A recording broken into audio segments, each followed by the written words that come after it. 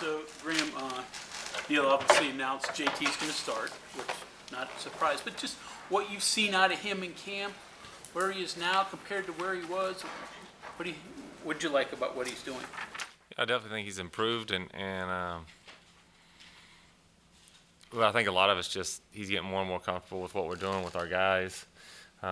He's been pretty consistent lately, and I think we've talked a lot about just how intelligent he is, and so that helps. But he's done a good job, and like I said, I think he's gotten better and better as he's gotten more and more comfortable getting just back into the offense and working with our personnel, and so that's been good to see.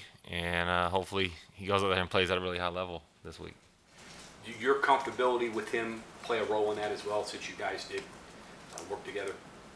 I think that obviously helped him coming in here because, like we've talked about before, he had a background knowledge of what we do. You know what I mean? And so it's not like he was learning a completely new offense or new language. It was stuff that he knew, things he had reps in. It had just been a while. You know what I mean? But really, if you look at offensive football, I think like a lot of the concepts. I mean, everyone throws similar concepts. So it's not like he didn't have reps. It's not like Georgia runs a completely different offense than anything that different concepts. So I think it's he's played some football. He's had reps, but just getting back, like I said, back in the reps of the way we do it, and seeing our signals and knowing our language and getting used to the guys that we have here, I think was probably the biggest adjustment. But again, coming in with reps in it, coming in knowing it a little bit, coming in working together before definitely helped him. But I mean, there's also the in-game part too. He knows what you think and how you react during games. So there's got to be a comfortability there too when he's on the field. Yeah, we had a half together, and before he went down, Big half. Yeah. Hopefully we can reproduce it, but no, he. I definitely think that us knowing each other and we did have a spring together there at SC, and then a fall camp and a half of a football game, and so like you said, I think he knew what he was getting into when he came here and knew it as far as coaching goes and the way we react, the way we handle things, the way we do things, and so I think that probably that played a decent role in the recruiting process of getting him here. And then once he got here, I think just like I said, having reps built into the offense definitely helped the transition with him. How's his timing with the receiver since he didn't have the spring with him?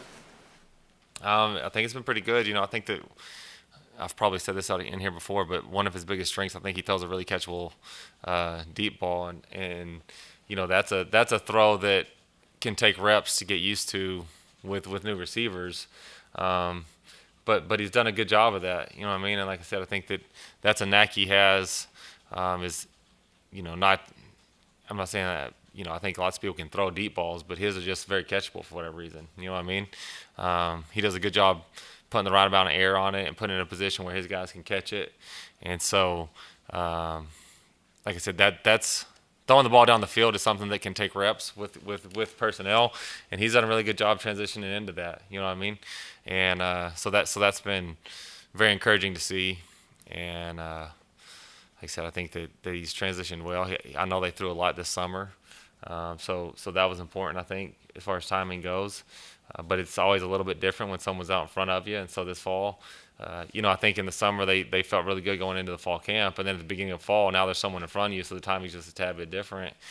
So I think there was a small adjustment period there. But as fall camp's gone on, I think him and the receivers and really all the quarterbacks have gotten more and more on the same page and continue to improve. And they need to go play at a high level this week. How's the timing been the last 2 weeks since the last scrimmage? Big scrimmage. I think it's been good. He's gotten, or especially with JT, I think he's gotten more reps lately, and that obviously helps with timing. The more reps you can get with someone, the better the timing gets. And like I said, the last couple of weeks it's been pretty good. You talked about obviously the improvements that you've seen from him throughout this past month, but what about from when you saw him at USC as a sophomore to now? What has changed from that JT to this JT? He's pretty similar, to be honest with you. I think that he was probably coming out of high school. Just his personality is pretty stoic and but very intellectual. You know what I mean? And so I think coming out of high school, he was probably like intellectually and understanding football just because of his personality and the kind of way he handles things. I think he's probably ahead of where most people are. And so coming here, I think that he's pretty similar. I think a lot of times you'll see a huge difference between a kid when he's younger and a kid when he's older. And JT's definitely seen a lot and probably grown a lot. He probably understands things a little bit better, but even as a young guy, that was his second year in college, should have been his first. He skipped his senior year of high school, and went to SC for that first year, and then when I got there, it was his second year. He was already, like I said, I think it's just his natural personality to want information.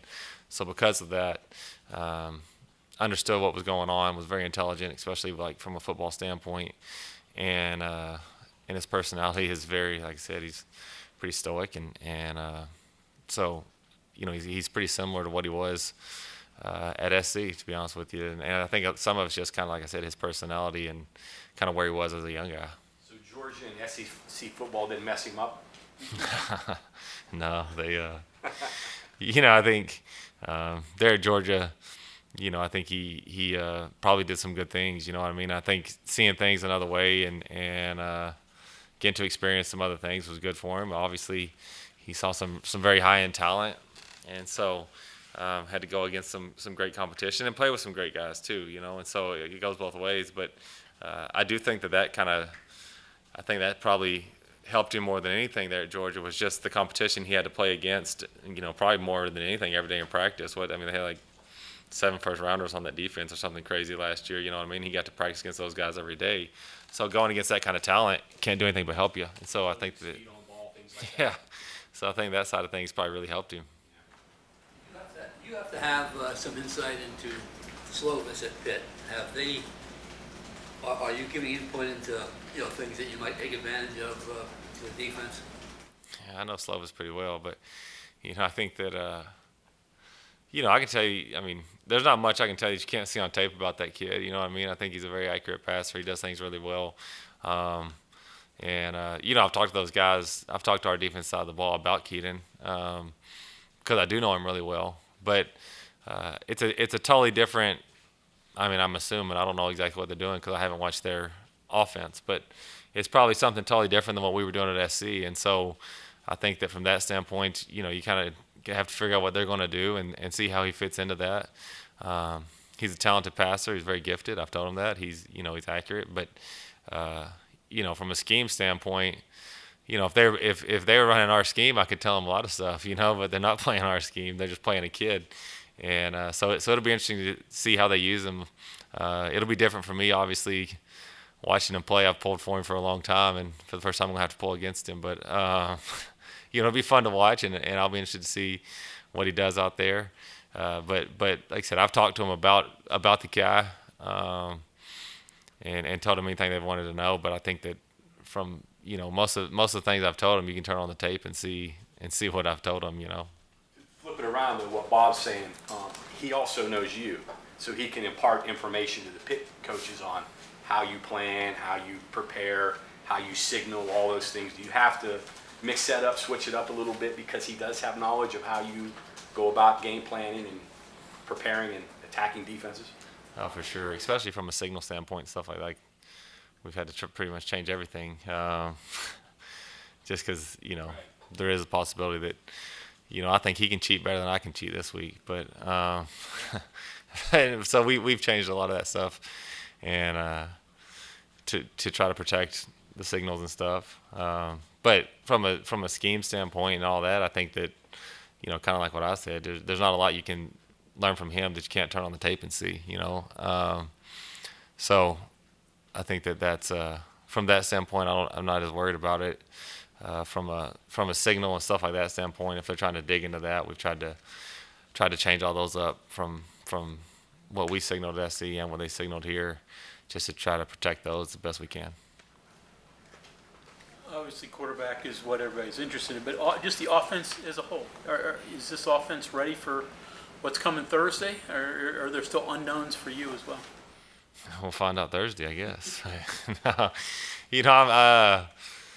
think we're in a good place. I like our guys. They're going to challenge us. They've Coach Narduzzi is a defensive guy, and everywhere he's been good on defense for a long time. And so obviously there's going to be a challenge from that standpoint, but we have to go, do what we believe in and see if we can execute. And I think that's going to be important for us. And like I said, I think that our guys have done a good job.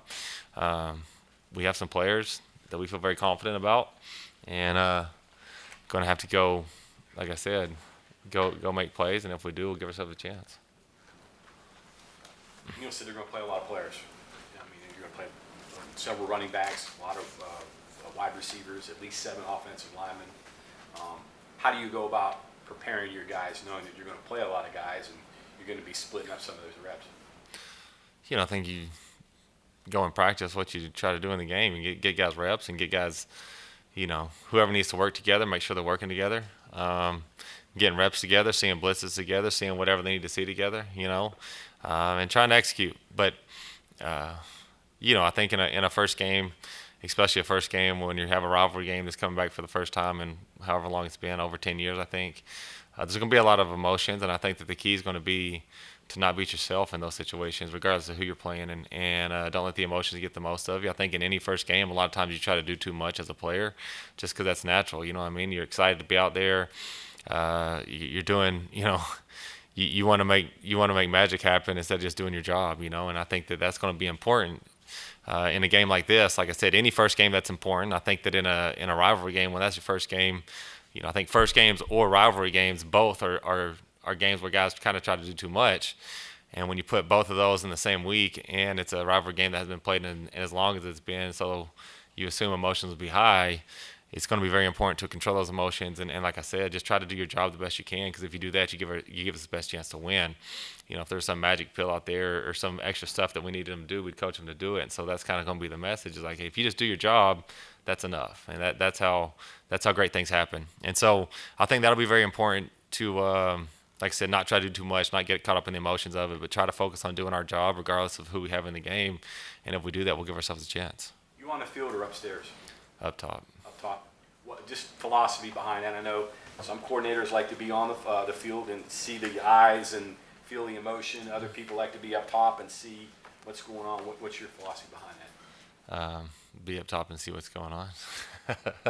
Yeah, I was on the field the first year at North Texas, and then you can just see a lot more. You'd go watch the tape on Sunday and be like, well, it'd been helped to have seen that, And so after year 1 at North Texas is when I went up. So first, you did it 1 year? Yeah. Didn't like it?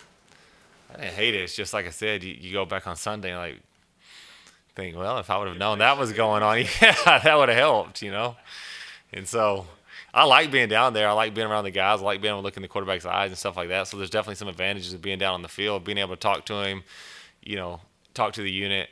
I liked that side of things. But I think it's easier. To get someone, to have a guy that can communicate with the offense than it is to get a guy up top that can give you really clear information and tell you what you're trying to see, And so that's why I went up. I think it's easier to get a guy to manage what you're doing downstairs than it is to manage what you're doing upstairs. The first time you and Neil will be working together in a game, does that take any adjustments or any getting used to, or? We'll find out Thursday. I don't know. I've never been in a game with him, so I don't really know. But I think all head coaches are different. Obviously Coach Luttrell was different than Coach Helton. But when you start trying to call a game, you're just trying to call a game and go there and execute what you want to do. And so, like I said, I might have a better answer for you next week. But Neil said you did practice that. You have practiced that to kind of get that feel for how you're going to. Yeah, we've practiced going up quite a bit and being on headsets and stuff like that. So yeah, we've done a lot of work on like what the sideline's going to feel like, who's going to be up, who's going to be down, and like I said, kind of the mechanics behind it all. Okay, anything else for Coach? Yeah, Graham, as a quarterback and as a coach, you may have different opinions of this too, but wins for a quarterback, how heavy of a stat is that? How much of that is attached to the one player? And then for JT's track record of winning, I think the intelligence you talked about is probably where you're going to go, but is there something about him that has kind of yielded to so many wins? Wins? Yeah. I think that wins is how all quarterbacks should be judged. I think that, when people talk about, oh, this guy or that guy, or who's the best quarterback or whatever, like I think it'd be hard to argue against Tom Brady. You know why? Because he's won. You know what I mean? And like to me, at the end of the day, that's the quarterback's job, is to win games. And I have one of my favorite sayings is winners win, because that's what winners do. And and at first it's just kind of a silly saying, but if you think about it, like guys that win usually win in football, and then if you go play basketball, they win in basketball, and if you go play like chess, they win in chess, or like some people just win. And I think that for quarterbacks, that's really, really important. And I think that when you're evaluating quarterbacks, that's something you have to look at too. And obviously some quarterbacks are going to come from high school programs that aren't great. And so like maybe they didn't win a state championship, but even like Slovis, for instance, his high school was really, really bad before he got there, and they were just average when he was there, but it was a huge improvement from right before he got there. There's a kid, my quarterback at North Texas, Mason Fine, was in a bad program, and then when he was there, they won like 10, 11, and 12 games his last 3 years, And so I think there's something to that, and I think that that's the quarterback's main job, and I think that that's how all quarterbacks are judged. There's lots of guys that can put up great numbers and not win football games, and at the end of the day, your job as a quarterback is to win games, not put up stats. And so doing whatever it takes to win is important. Like I said, I think that ultimately that's what quarterbacks should be judged by. Good quarterbacks win, and bad ones don't, And so I do think that's important. I think a quarterback plays a large part in that.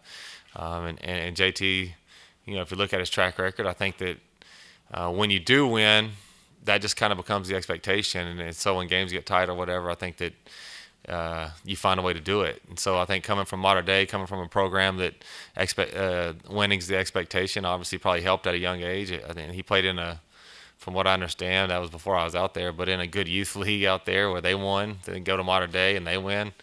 Went to a winning program in SC, but didn't play there long, and then went to Georgia and has been around a lot, winning a lot. And so when that's the case, I think it helps. When I think everyone matters, but quarterback in particular, that's a big deal.